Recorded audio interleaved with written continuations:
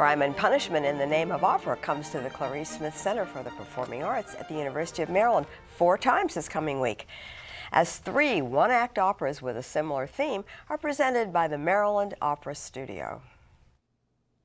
Longtime opera director Nick Olcott summed up this extensive and complicated project. Nick, this is an unusual concept for what you usually do with the opera studio. Tell us why it's different this year. Well, we had a wealth of singers. We have 9 incredibly talented young singers, each with very distinctive voices. And to try and find a single opera that would serve all of them, give them a chance to shine, and give them a challenge to grow into, was just impossible. And in the fall, we did Così fan tutte, which meant that 3 pairs of people had to share roles. So they got to split them. We felt that for their final project, we really wanted them to have a role which they owned. So we came up with these 3 one-acts because they suit the voices so well.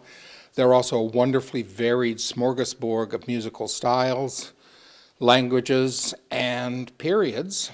And it just presented a wonderful opportunity. We then, after the fact, came up with a theme to link them together. I'll be quite honest, we chose them for the students' voices, but then afterwards we found out, yes, they really do have something in common. They're all about a crime and its ramifications. And it makes for an interesting triple bill. Well, the first to open will be Giancarlo Menotti's The Old Maid and the Thief, a wonderful American opera written in the 1930s, originally written for radio, interestingly enough, in the days when they did live broadcast of opera on the radio, but had since been done on the stage quite a lot.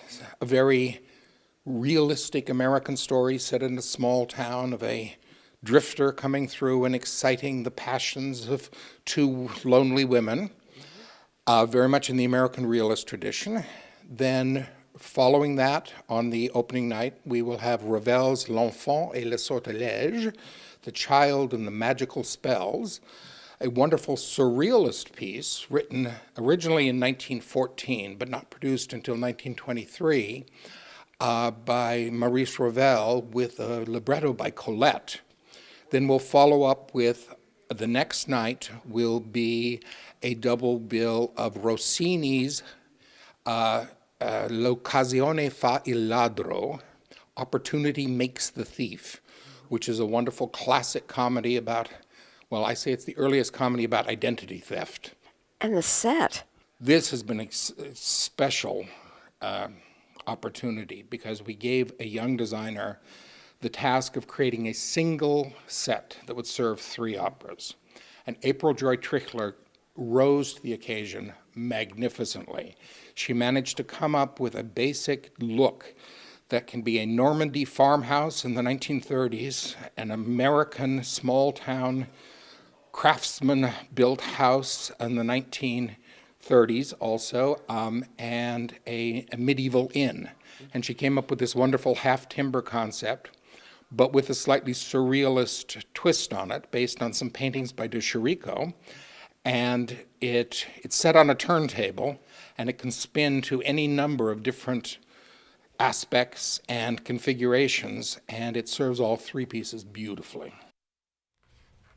To complicate things further, each opera has a separate orchestra, and each of the 4 performances will feature 2 operas. For the exact information, go to the website at theclarice.umd.edu or the box office at 301-405 ARTS for an amazing experience.